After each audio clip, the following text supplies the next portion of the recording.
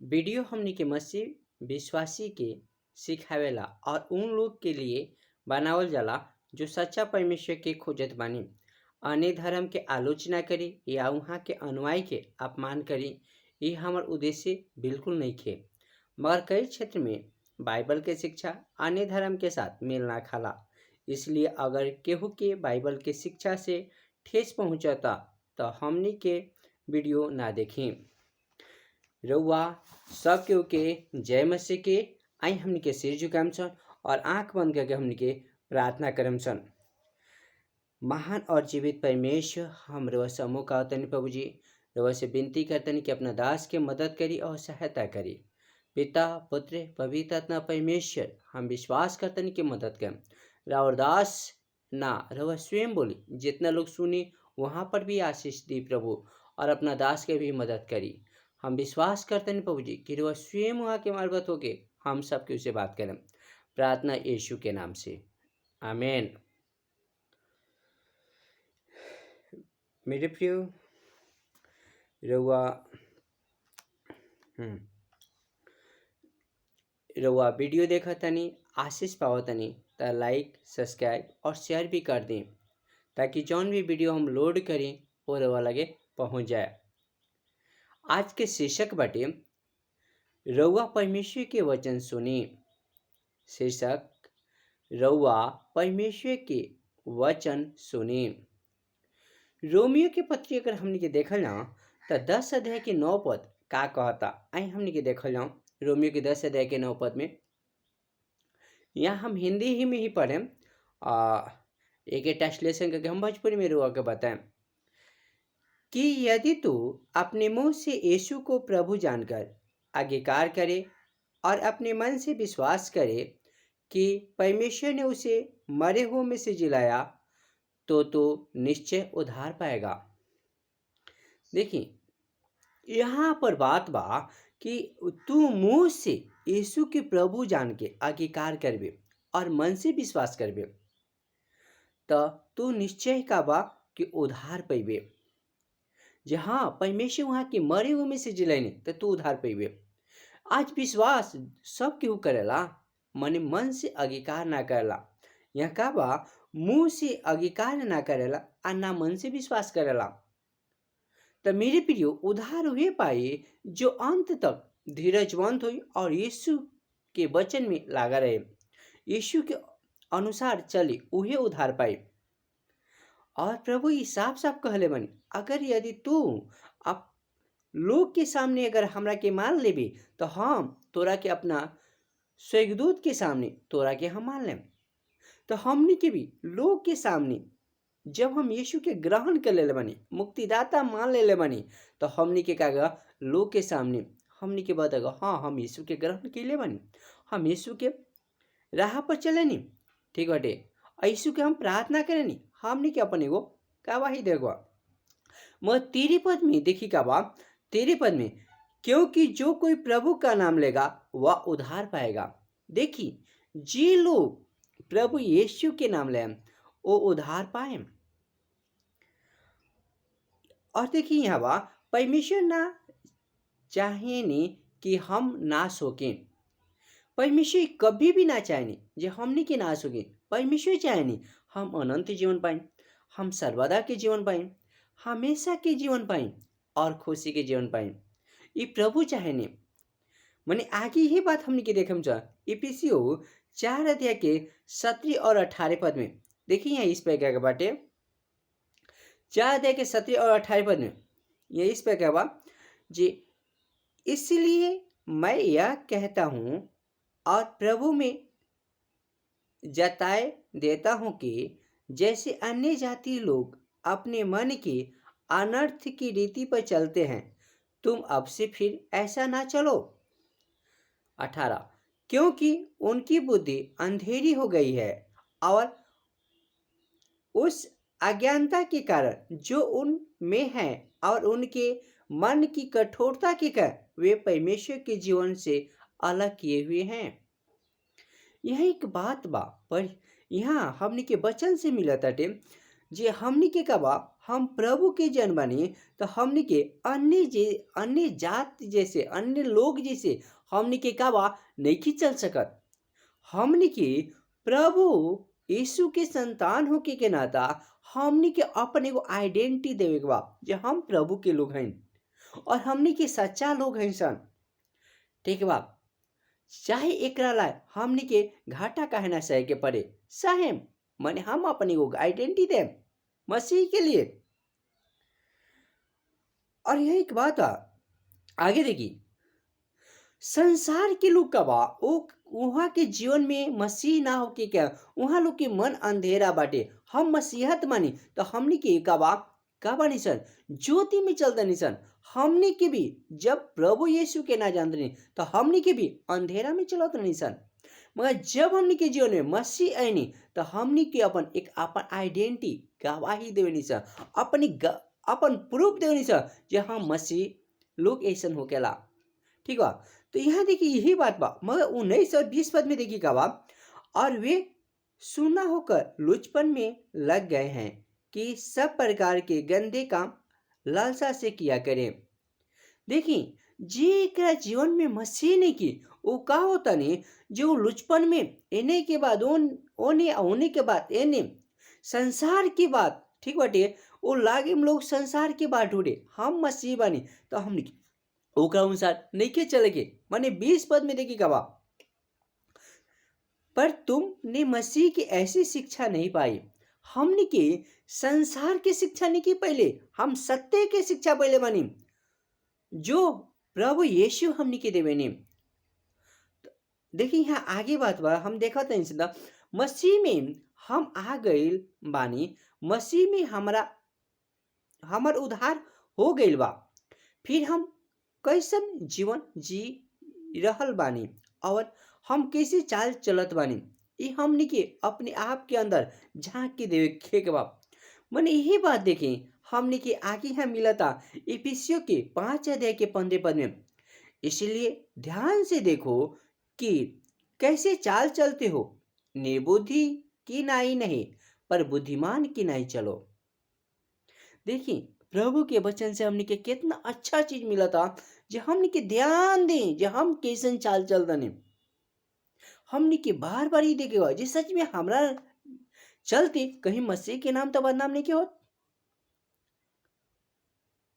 ठीक है, हमने के बोलाई चलाई काम के मार्फत कहीं मसीह के नाम बदनाम नहीं के होत। मेरे प्रियो हमने के ये सब चीज पर ध्यान देगा और हम मसीह बने तो हमने के चले में बोले में बैठे में सब में ध्यान देगा और हमने के कारण लोग भी आशीष पाए। आगे देखिए परमेश्वर की इच्छा है कि हर व्यक्ति परमेश्वर के साथ चले, परमेश्वर के वचन रवा सुने। हम आशीष कब पाए जब परमेश्वर के वचन सुने तब। याकूब के पत्री जब हमने के देखे नहीं सन तो याकूब के पत्री जब हम देखें तो 1 अध्याय के 21 से लेकर 25 तक आई हम ओके पढ़ देता नहीं। यह इस प्रकार लिखल बा, इसलिए सारी मलिनता और बैर भाव की बढ़ती को दूर करके उस वचन को नम्रता से ग्रहण कर लो जो हृदय में बोया गया और जो तुम्हारे प्राण को उद्धार कर सकता है। देखिए कितना इम्पोर्टेंट चीज बा जी यहाँ बा, हम मसीह बानी तो बैर भाव के दूर करके ठीक बाटे वचन के नम्रता से ग्रहण कर ले जो हृदय में बोल गइल बा, जो हमनी के प्राण के उद्धार करेला, जो हमनी के रक्षा करेला। और ये चीज हमनी के देखी नहीं सना भजन से तो 19 अध्याय में जब हमनी के 19 अध्याय जब वो हमनी के प्राण के रक्षा कला, वो हमनी के बुद्धिमान बचावला, बुद्धिमान बनावला वचन हमनी के सही दिशा में लेके चल रहा। तो मेरे प्रियो हमनी के कवा सारा बैर भाव के दूर करके हमनी के कवा नम्रता में से आगे बढ़े के बाटे। और 21 पद में देखिए यहाँ बा, परंतु वचन पर चलने वाले बनो और केवल सुनने वाले ही नहीं जो अपने आप को धोखा देते हैं। हालेलुया, हमने के वचन पर चले वाला बने के बा, सोने वाला ही मात्र ना। मेरे प्रियो हमने के चले वाला बनेगा। और आगे देखिए यहाँ का देखिएगा, क्योंकि जो कोई वचन को सुनने वाला हो और उस पर चलने वाला न हो तो वह उस मनुष्य के समान है जो अपना स्वाभाविक मुंह दर्पण में देखता है। देखिए यह एक बात बा, जब हम मात्र सुने वाला हो के नहीं तो एक मतलब का हो केला, जैसे कि हमने की बात 24 पद में स्पष्ट कर दोला, इसलिए कि वह अपने आप को देखकर चल जाता और तुरंत भूल जाता है कि मैं कैसा था। देखिए शीशा में हमने के मुंह देखी फिर भूल जानी सर। मने यहाँ आगे देखिए कितना अच्छा चीज बा, जो हमने की का बा भूले वाला ना ऊपर चले वाला बने के बा। और 25 पद में देखिए, पर जो व्यक्ति स्वतंत्रता की सिद्ध व्यवस्था पर ध्यान करता रहता है वह अपने काम में इसलिए आशीष पाएगा कि सुनकर नहीं पर वैसा ही काम करता है। हाँ, जब हम वचन पर चले तो हमने की का आशीषित होके हम सन। और यहाँ देखिए का बा, आगे देखिए, जो हमनी के अंदर वचन बोल गइल बा ओ के सुने के बा। और आगे देखिए का बा, जो हम सुने वाला मत हो कि हम वचन के अनुसार चले वाला हो कि। कुछ लोग वचन सुने नी और भूल जानी, हमनी के भूले वाला नईखे होके के ऊपर चले वाला होके के बा और वचन के जीवन में लागू करे के बा। वचन लागू करे ला हमनी के परमेश्वर के वचन सुने के पड़ी।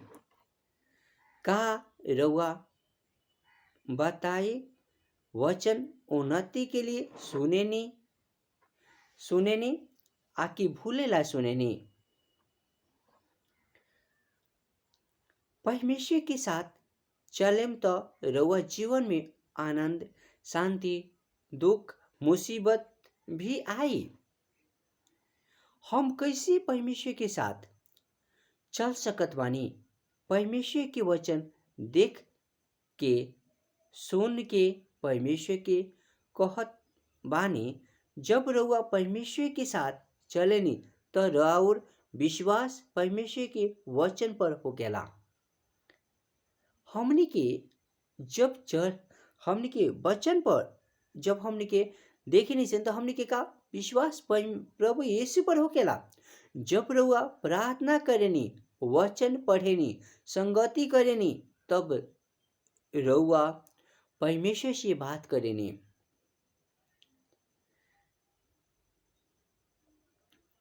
जब रउआ आज्ञा पालन करेनी तब पवित्र आत्मा कार्य करेलवा। हम मसीहत बानी तो हम मसीहत लोग जोन बानी तो हमनी के का बा, हमनी के आज्ञाकारी होके के बा। चाहिए कहला हमनी के जौन भी दाम चुका गए हमनी के तैयार होके के पड़ल। हाँ मसीहत बानी, हम मसीह बानी तो हमनी के ओकला का बा तैयार होके के पड़ल। हमनी के इनकार होके वाला नहीं होके के। शांति रउआ दुख के समय में भी आई जब रउआ आज्ञाकारी होके तब। जब राउर विश्वास परमेश्वर के वचन पर हो केला तब रउआ अपने आप के सुरक्षित महसूस करेनी।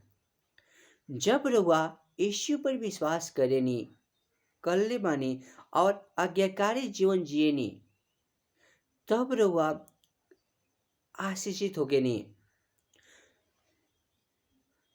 तब यहाँ देखिए, तब रउआ पाप क्षमा कैल गइल बा।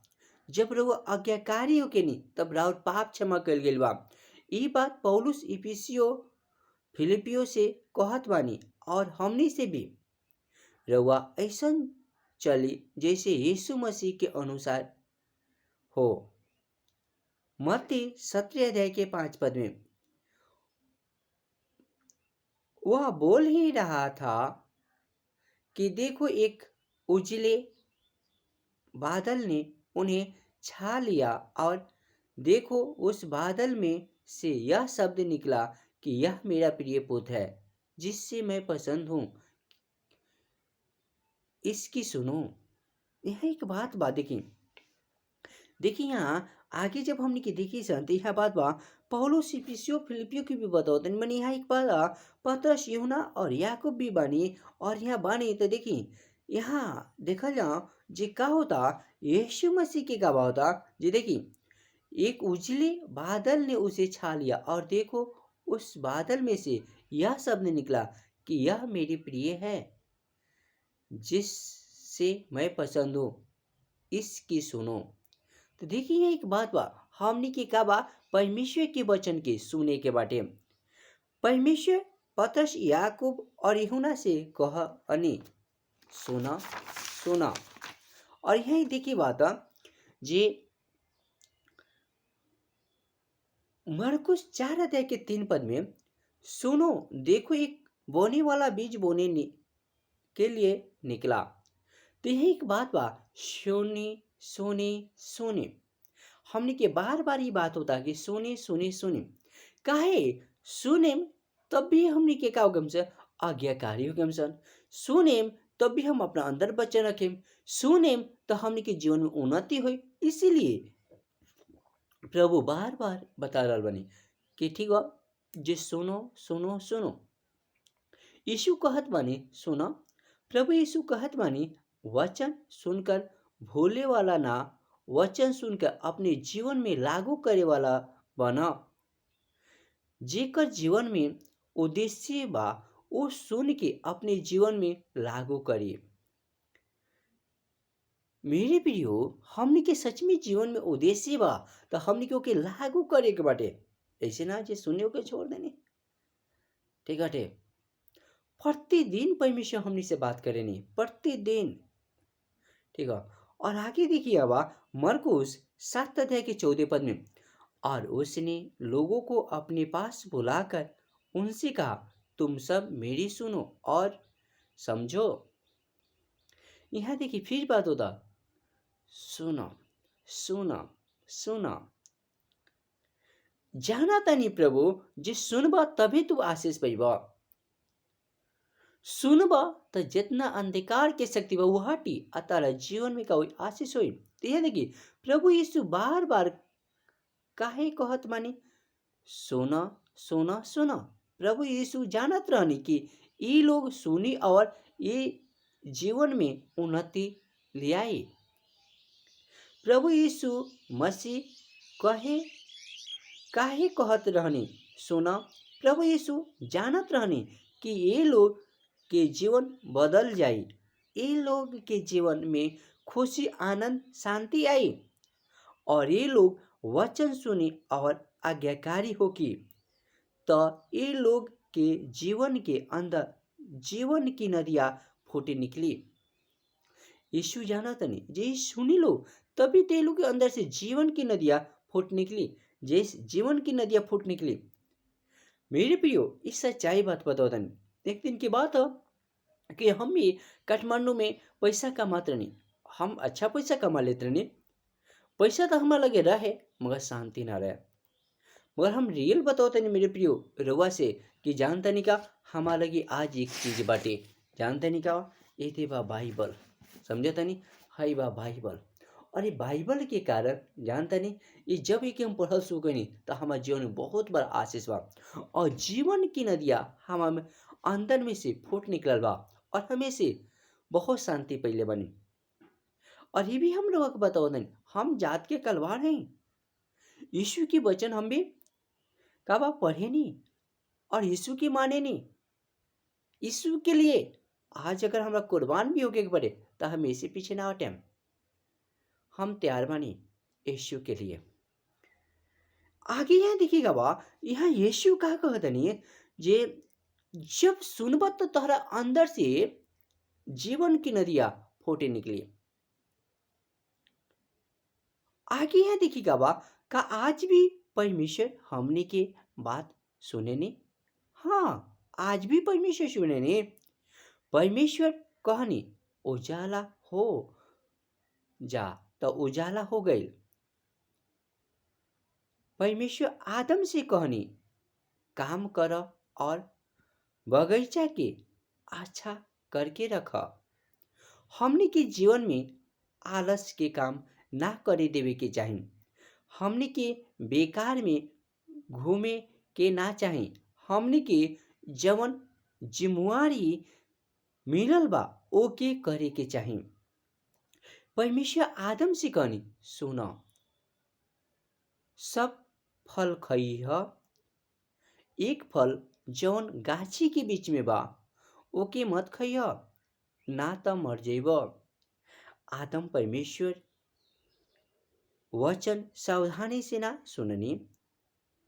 आदम कम सावधानी से सुननी रहनी। हवा सावधानी से ना सुनले रहली, लफरवाई करके सुनले रहली। परमेश्वर कहले रहनी, जिस दिन फल खइब लोगन उसी दिन मर जइब लोगन। यहाँ वो लोग के परमेश्वर पहले ही कहले रहनी जे जिस दिन खइब लोगन उसी दिन मर जइब लोगन।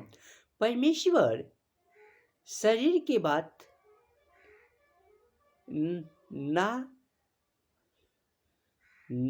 शरीर के बात कहले रहनी, ठीक बा, आत्मा की बात ना कहनी। यहाँ का कहते हैं परमेश्वर प्रभु यीशु वहाँ कहले रहनी, परमेश्वर जिस शरीर जिस दिन खइब उस दिन तक वही मर जाइए।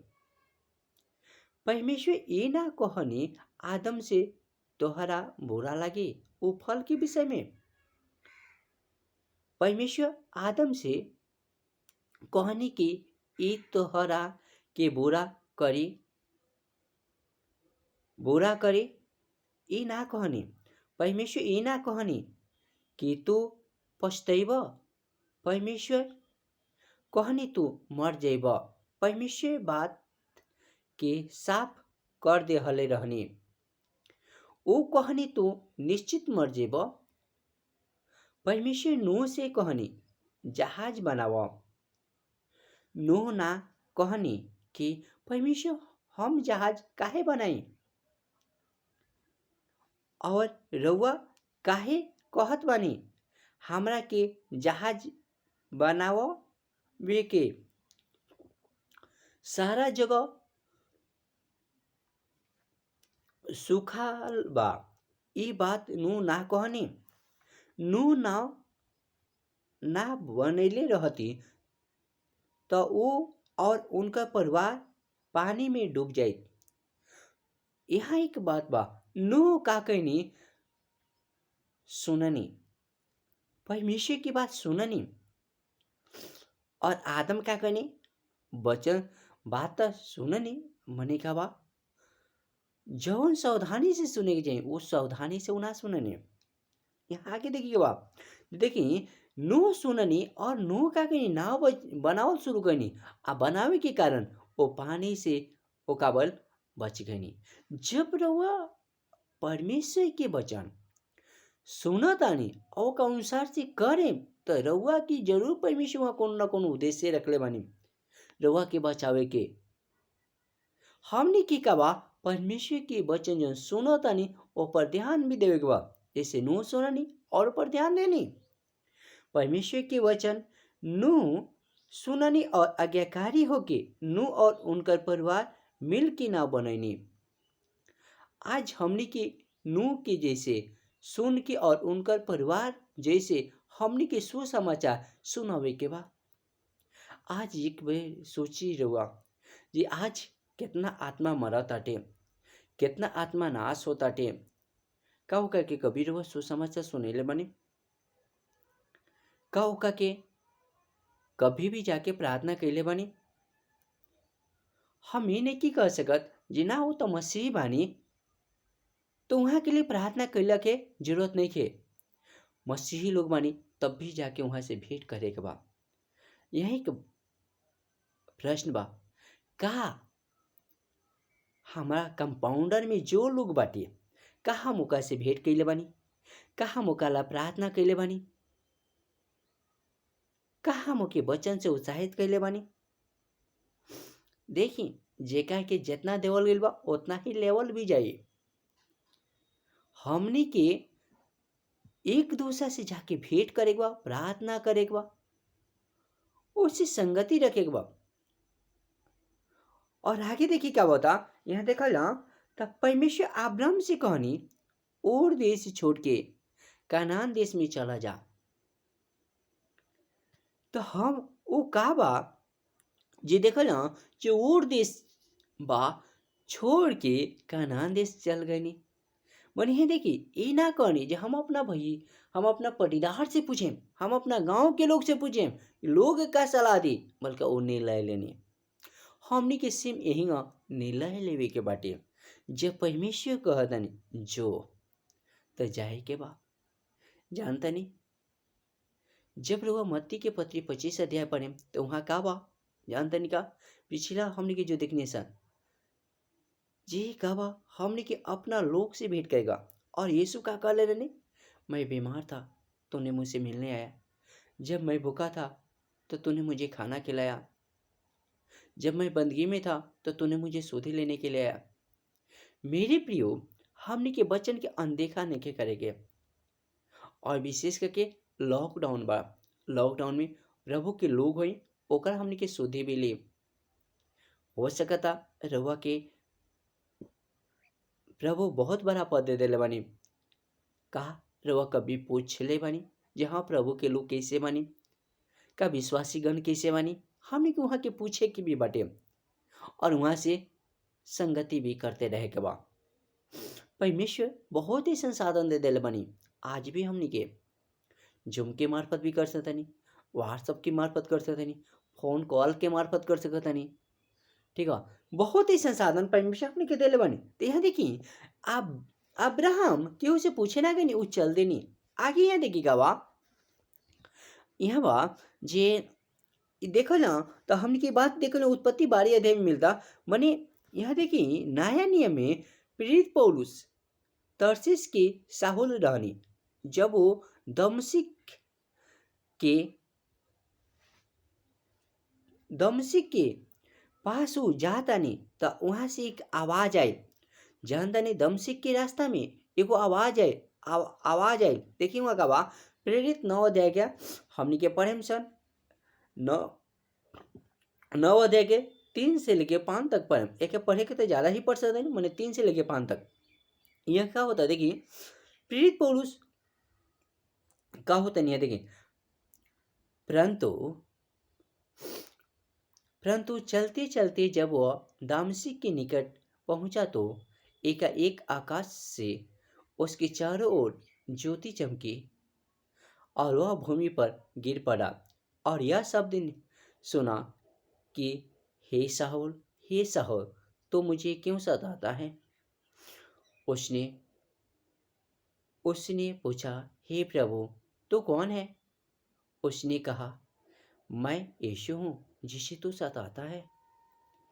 मेरे प्रियो यहाँ देखिए एक बात बा प्रेरित पौलुस सुननी और वहाँ के जीवन परिवर्तन भइल। जब हम भी सुने तो हमने के जीवन परिवर्तन है। प्रभु के वचन में बहुत बड़ा सामर्थ और शक्ति बाटे। ठीक बाटे जब हमने के जीवन के परिवर्तन करे लो। ठीक बाटे और ये वचन हेरी बाटे। मेरे प्रियो आगे यहाँ देखिएगा बा जे आज हमने के सुने के काम बा प्रेरित पौलुस सुसमाचार ज़्यादा सुने नहीं भी प्रेरित पौलुस ज़्यादा पत्री भी नया नियम में लिख ले बानी। प्रेरित पौलुस जेल में रहने तो आनंद मनावत रहने। प्रेरित पौलुस वचन सुन ले रहने और अपना जीवन में लागू कैले रहने। देखिए यहाँ प्रेरित पौलुस के बारे में एक नज़र डाल के देखें जे प्रेरित पौलुस जानता नहीं क्या बात जे प्रेरित पौलुस जेल में बानी तब भी वो आनंद मनावता नहीं। काहे आनंद मनावता नहीं रीजन का रहे वहाँ के अंदर सबसे बड़का चीज़ है कि वचन रहे। आज हमने के अंदर जब वचन रही तो चाहे जैसन का दुख आए जैसन का समस्या आए हम आनंद मना सकता नहीं। दुख के समय में भी यहाँ देखिए प्रेरित पौलुस एक दूसरा के साथ संगति करनी और विश्वास में वो स्थिर रहनी।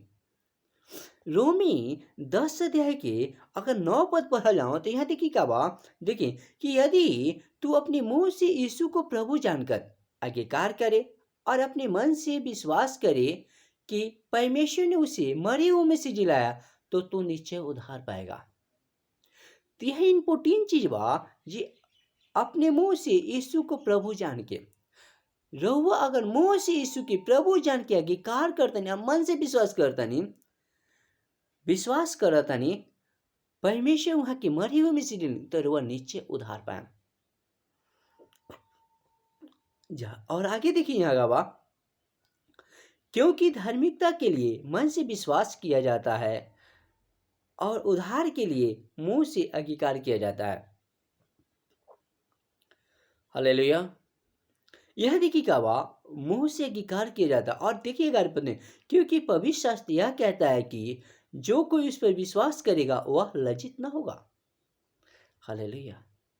जो पवित्र शास्त्र साफ साफ कर जो वहां पर विश्वास करता हो वो लज्जित ना हो तो।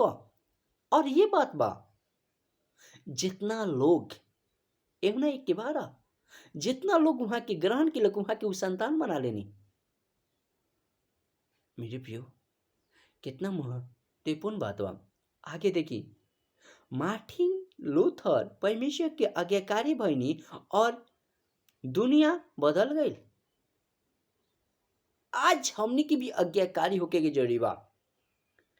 आज हम अपन आइडेंटिटी देवे के बाटे, चाहे लोग हमनी से कुछ भी कहे, जे हम तक जात में से छाड़ देम, हम तक गांव में से निकाल देम, हमरा साथ नहीं भी भइल बा। हमार पापा हमारे के कहले रहनी, बेटा तू यीशु के छोड़ दो, हम तारे की 1 बीघा जमीन देम। हम कहनी पापा इस जमीन रहुआ ही मुबारक होगे, बस ये खेत से संपत्ति से हम विश्वास के डगमगावे चाहता नहीं, ऐसे नहीं हो सकत पापा। हम प्रभु के लिए तो अपन जान देवला भी तैयार बनी, जिये में यीशु के लिए और मरे में यीशु के लिए। ये हम प्रभु के साथ में प्रॉमिस के लिए बनी। मेरे प्रियो हम अपन गवाही पापा के देनी। आगे यहाँ एक बात का आज भी रहुआ भी इसी प्रकार से गवाही देगा, आज भी रहुआ इसी प्रकार से कहेगा बा या हम मसीह के माने नहीं, हम यीशु की राह पर चले नहीं, तब रहुआ के प्रभु यीशु देखी तो कहीं वाह बेटा वाह बेटी, चाबस रहुआ के कहें। यहाँ एक बात देखिएगा बा, का आज हम सुनन रहल बानी परमेश्वर के वचन और आज्ञाकारी बानी। परमेश्वर आज भी रउआ से बोले ला तैयार बानी, मगर हाँ रउआ आज्ञाकारी होकेम तो। परमेश्वर की इच्छा हर व्यक्ति से बात करें। पहले रउआ सुने के पड़ी तब परमेश्वर रउआ से बात करें। जब रउआ सुने तब पता चली कि रउआ ला परमेश्वर के इच्छा उद्देश्य का बा। जब रउआ निर्णय लेहम कि हम परमेश्वर के वचन सुनेम तब रउआ दूसरा के सुनेम।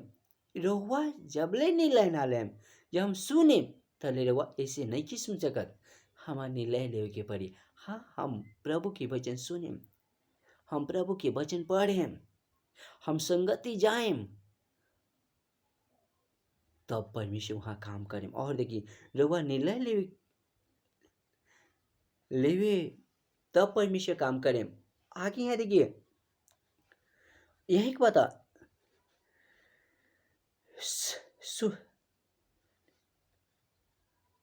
रउआ निर्णय लेवे नी टीवी हम चलाएम, मोबाइल चलाएम, सिनेमा देखे जाएम, तो रउआ निर्णय के अनुसार करेनी।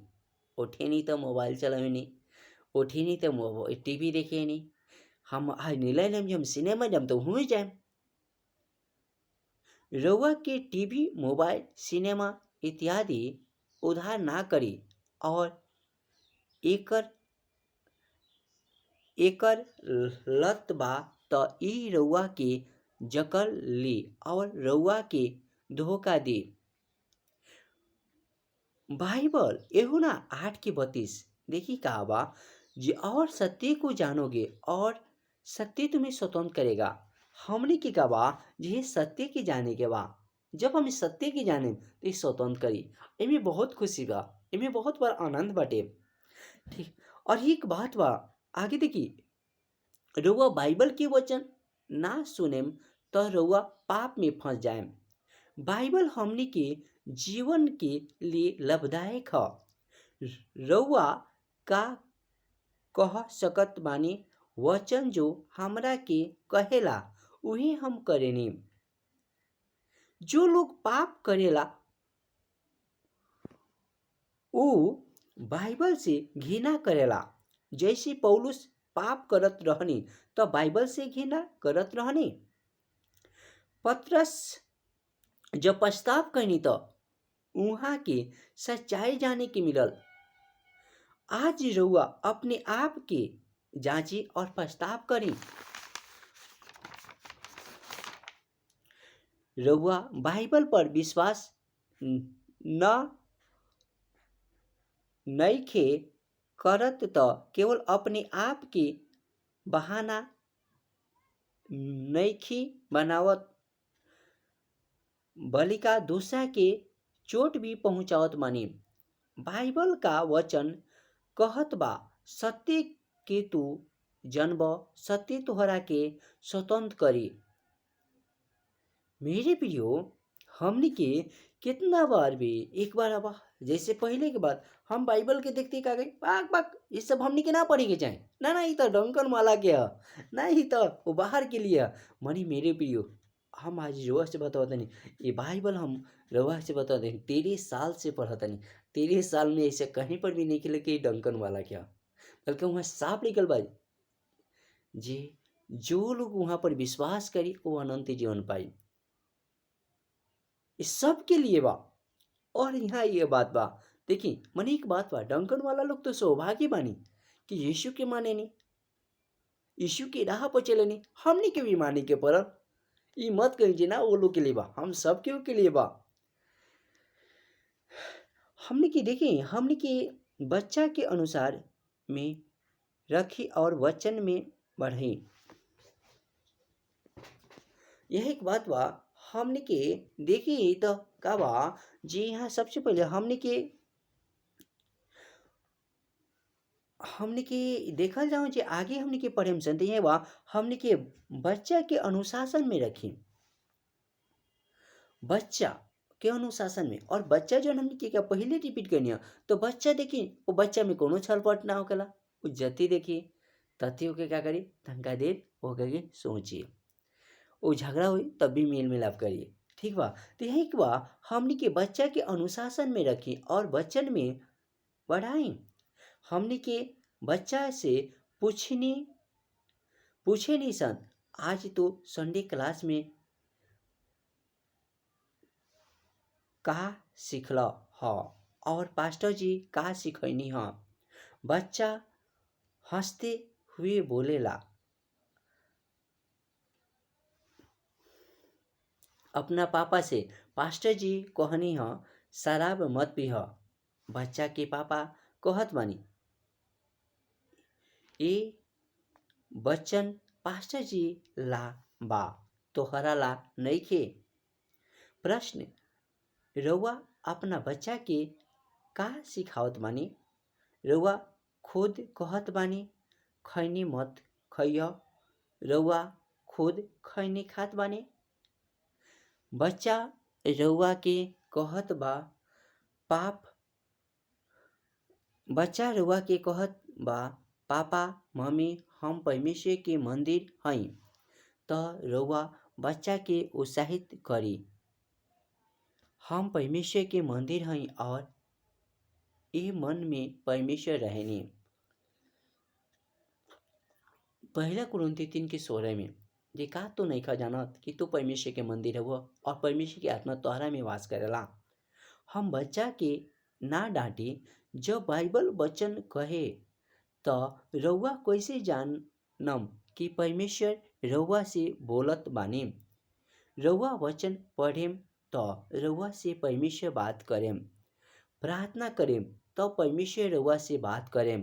संग संगति में सहभागी होके तो परमेश्वर रउआ से बात करेम। हमनी के मजबूती परमेश्वर के वचन ह। हमनी के हमनी के चट्टान परमेश्वर के वचन ह। रउआ आगे बढ़ेला पवित्र आत्मा के रहल जरूरी बा। रउआ वचन सुनेम त पवित्र आत्मा रउआ से बात करेम और रउआ के पवित्र आत्मा मदद करेम। हमनी के प्रतिदिन बाइबल पढ़े के बा, प्रार्थना करे के बा। और यहाँ देखिएगा बा रउआ अंदर पवित्र आत्मा होई तो परमेश्वर रउआ से बात करेम। रउआ परिस्थिति के अनुसार परमेश्वर रउआ से बात करेम। पुराना नियम में परमेश्वर बात कैनी और नया नियम के लोग के साथ कार्य कैनी। परमेश्वर पुराना नियम में भी का कैनी बात कैनी। और यहाँ देखिए पुराना नियम में देखल जाओ तो यही के बात पर ध्यान तनी का जे बाइबल ना रहे इसलिए बात करते नहीं। और नया नियम में होगा बाइबल भाई इसलिए परमेश्वर बात ना करनी। वचन के मार्फत जब हम पढ़े नहीं तो परमेश्वर बात कर शुरू कर दो नहीं। जब हम संगति जानी तो परमेश्वर भिन्न भिन्न लोग से हमनी से बात करे नहीं। ठीक बा। और यही के बात बा मनी यहाँ देखल जाओ जे परिस्थिति अलग अलग बा मगर कार्य उहे बा। हमनी के देखम सुन तो मेरे प्रियो टोटल चीज हमनी के देखम जानते यहुना के पति जब पढ़म सा तो वही चीज उन्हें परमेश्वर बानी ऐनी यीशु मसीह बानी। यहुना एक देखे 3 पद वहाँ पढ़ी वहाँ स्पष्ट रीति से बतावल गइल बा। ठीक बाटे तो परिस्थिति अलग अलग बा मगर कार्य उहे बा। परमेश्वर रउआ से प्रेम करेनी। रउआ कहें परमेश्वर कबो दुख ना देती तो कितना अच्छा रहित। रउआ दुख ना चाही तो रउआ अपना से परमेश्वर के बनावे के पड़ी। काहे कि हमनी के परमेश्वर ऐसा नइखी। रउआ के दुख परमेश्वर देवेनी कि रउआ पाप मत करी। परमेश्वर ना चाहेनी कि रउआ नाश होकी। परमेश्वर हमनी के बचावेला ये हमनी के कभी कभी कठिनाई देवेनी जे हम पाप करके उनमें फंस ना जाए बल्कि उनमें से निकल जाए और हमनी के उद्धार होके। तो ये मत कहें जे हम परमेश्वर मानते हमनी के पास समस्या नहीं। समस्या तो आई ठीक बा। और आगे देखिए बा परमेश्वर रउआ के सुख ही सुख आराम ही आराम ना दे हम। रउआ परमेश्वर के सुने के पड़ी तब परमेश्वर रउआ के आशीष दे हम। रउआ परमेश्वर के ना सुने तो गिरेम और फिसल जाएम। जीवन में आशीष पावे के चाहत बानी तो परमेश्वर के वचन सुने के पड़ी। भजन संहिता के पत्री देखिए क्या बा भजन संहिता के पत्री जब पढ़ेम तो देखिए यहाँ इम्पोर्टेंट चीज बाटे। इम्पोर्टेंट चीज बा जे 1 अध्याय के 1 से लेके 6 तक बा। क्या ही धन्य हुआ पुरुष जो दुष्टों की युक्ति पर नहीं चलता और न पापियों के मार्ग में खड़ा होता और न ठट्ठा करने वाले की मंडली में बैठता है, परंतु वह तो यहोवा की व्यवस्था से पसंद रहता और उसकी व्यवस्था पर रात दिन ध्यान करता रहता है। वह उस वृक्ष के समान है जो बहती नालियों के किनारे लगाया गया है और अपने ऋतु में फलता है और जिसके पत्ते कभी मुरझाते नहीं। इसलिए जो कुछ वह पुरुष करे वह सफल होता है। दुष्ट लोग ऐसे नहीं होते, वे उस भूसी के समान होते हैं जो पवन से उड़ाई जाती है। इस कारण दुष्ट लोग अदालत में स्थिर ना रह सकेंगे और ना पापी धर्मियों की मंडली में ठहरेंगे, क्योंकि वह धर्मियों को मार्ग जानता है परंतु दुष्टों की मार्ग नाश हो जाएगा। तो यह देखी बात बा जी रउआ कैसन जीवन जियत बानी आज्ञाकारी की भूसी के समान।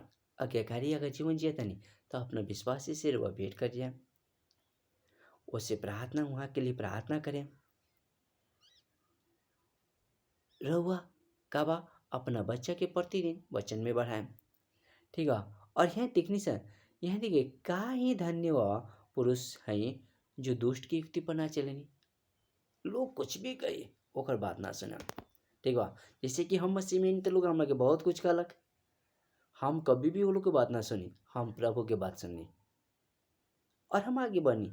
और आज हम बहुत आशीषित बने, हम बहुत आज आनंदित बने, आज हम बहुत खुशहाल बने। ये सब यीशु के वचन है। और आगे है देखिए बा, यह बा यही पद बार बार पढ़ ले बानी मगर फिर भी पढ़े नहीं। ये रहुआ ना कहें जे हम ही तो बाइबल तो एक बार पढ़ ले बानी, अब छोड़ो ताका पर रख दी। ऐसे नहीं कि जब जब रहुआ पढ़े तब तब नया नया चीज परमेश्वर रहुआ के दें, हमें से नया नया चीज रहुआ सीखे के मिली। रहुआ प्रतिदिन बाइबल पढ़े के चाहिए जे परमेश्वर रहुआ से बात कर सकें। ठीक है। और यहाँ देखिएगा रहुआ ये एक बात रउआ का बात है, सबसे बड़ी चीज बा जे रउआ वचन सुनी और कहीं परमेश्वर राउर वचन हम सुनत बानी। वचन सुने से पहले पढ़े से पहले प्रार्थना करके बा परमेश्वर रउआ की कहें चाहत बानी, रउआ कहीं हम सुनत बानी। ई रउआ कहीं जे परमेश्वर जौन रउआ कहे के चाहतनी हमा के कहीं हम सुनतानी। परमेश्वर के वचन उद्देश्यपूर्ण सुनी, परमेश्वर जरूर रउआ के जीवन में आशीष दें। मेरे प्रियो, आज रउआ सुने के बाटे, आज रउआ सुनी। प्रभु यीशु बार बार कहतनी सुनी सुनी सुनी। जब जो रउआ सुने तो आशीषित हो गए। प्रभु इस वीडियो के मार्फत रउआ के बहुत आशीष दी। हम जानतनी कि भोजपुरी वीडियो बनाने में हमा भी कहला तनी दिक्कत होकेला, हिंदी में दिक्कत नहीं है, मगर फिर भी हम जानतनी कि रउआ एक जरूर अच्छा से सुने। आप प्रभु ये वचन के मार्फत रउआ सब क्यों के आशीष दें। रउआ आँख बंद करी और हम प्रार्थना करतनी। परमेश्वर हम धन्यवाद करतनी जौन भी वचन हमने के प्रभु जी यहाँ रउआ अपना दास के मदद करनी ओ काला धन्यवाद। आगे भी जो भी वचन सुनी वहाँ के भी प्रभु जी आशीष करी, वहाँ की मदद करी। हे पिता अपना महिमा के लिए इस्तेमाल करी। आज जो अपना दास के मार्फत करी जे सोना सोना सोना। जब हम सुने नहीं तो हमने के जीवन परिवर्तन हो गला। जब हम सुने नहीं तो हमने के जीवन में से अंधकार के शक्ति हटला। जब हम सुने नहीं तो हम आशीषित जीवन जिए नहीं। हे प्रभु यीशु, हमने के सुने तो हमने के जीवन परिवर्तन हुई। और इसी प्रकार हमने के देखनी सा जे पौलुस भी सुननी और वो सुन के भी हो प्रभु जी वहाँ के जीवन परिवर्तन भइल। जब वो सुननी तब प्रभु जी वहाँ के जेल में भी गई, तब भी वो निराश ना बनी बल्कि आनंद मननी। हे प्रभु यीशु, हमने के धन्यवाद देतानी कि वो अपना दास के इस्तेमाल करनी आशीष दी। धन्यवाद। ये वचन हमने के जो भी मदद करनी अपना दास के धन्यवाद। प्रार्थना यीशु के नाम से मातनी, आमीन। रउआ सब क्यों जय मसीह। प्रभु रउआ सब क्यों आशीष दी।